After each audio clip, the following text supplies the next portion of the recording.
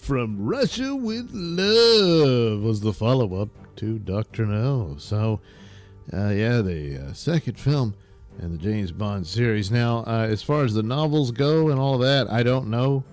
Does From Russia with Love actually follow the Dr. No adventure? Because Dr. No is mentioned in briefly by the mysterious leader of Spectre, who we will later know is Blofeld.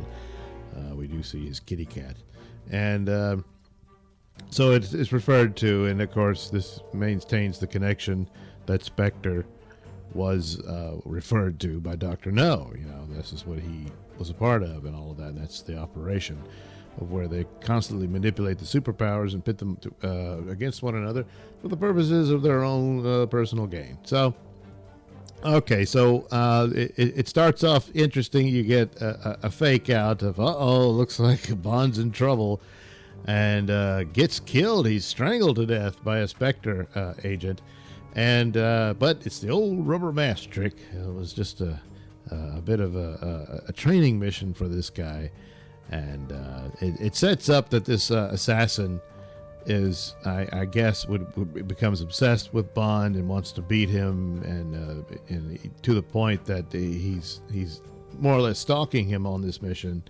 And at one point, Bond nearly gets killed in this firefight, and he takes out the other gunman because no one can have Bond but me, that kind of thing. And I'm pretty sure that's the intent of the setup there between the two. But I don't think it completely comes together. I'm not fond of From Russia with Love. The title is fantastic, and of course it plays into the overall era of the times of the Cold War and all of this sort of thing. And a romance blossoms between him and this Russian agent. Not him, though. There's a woman. And quickly figures out, they're both being manipulated by Spectre and all that. So that's all well and good. I just don't find it coming together quite as well as other Bond films. And but Connery, of course, is at top of his game. He's owned the role, and he continues to do so here. So it kind of saves the film, which is his job. He's the star and all that. But the girl, she's pretty, and that's about it. That's just not a very good performance. And I mean, oddly enough, this same type of scenario, of course, will play out in the Roger Moore years with The Spy Who Loved Me. And for all the stuff that the Roger Moore years gets, I'm thinking they did it a little better. And even like Barbara Bach, who is just, she's a supermodel. That's what she is. She's very pretty and stuff. And of course, they gave her in that story. She gets the added motivation that Bond had killed her boyfriend or husband. I can't remember which.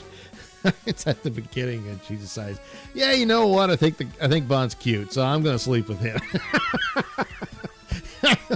But I don't know. It comes across that she's not a great actress, but she's a little bit better than what we're seeing here, and that's just my opinion and the reaction to it. But we do get the complete setup of Bond. He gets gadgets. He gets his Super Bond mobile.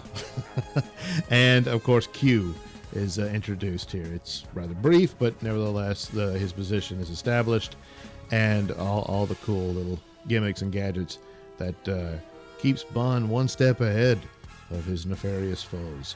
So, again, not won over by it, but and it's funny because, as I said this when I rewatched Dr. No, I'd had kind of a negative feeling about it too, that I didn't think it was all together there. It wasn't quite James Bond yet. And then rewatching it, I'm like, well, I wonder why I thought that. It really is. There's some elements not quite established yet, but it's pretty good. And now, between the two, I'm thinking Dr. No is the better film. So, kind of surprised by that. From Russia with Love's the better title. It most certainly is. It's romantic. It hints at the adventure of it and the strange odds and everything. The woman just falls in love with James pretty quickly. I'm forgetting her name. You know, I mean, look, it's a forgettable performance.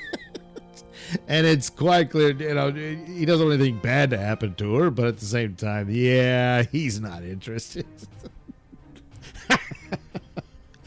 So, oh well. Well, we'll see how long that lasts. No, we won't. No, we won't. So, again, of course, Connery dominates the role, and it's not a waste of time to watch. It's just I don't think it's a stronger film as some of the others. So, From Russia with Love for James Bond.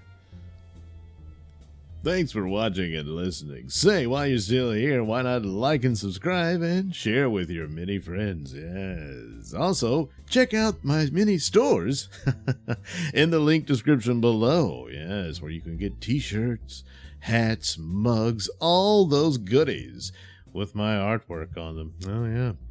And head over to indieplanet.com and pick up a copy of my comic book, Night Night.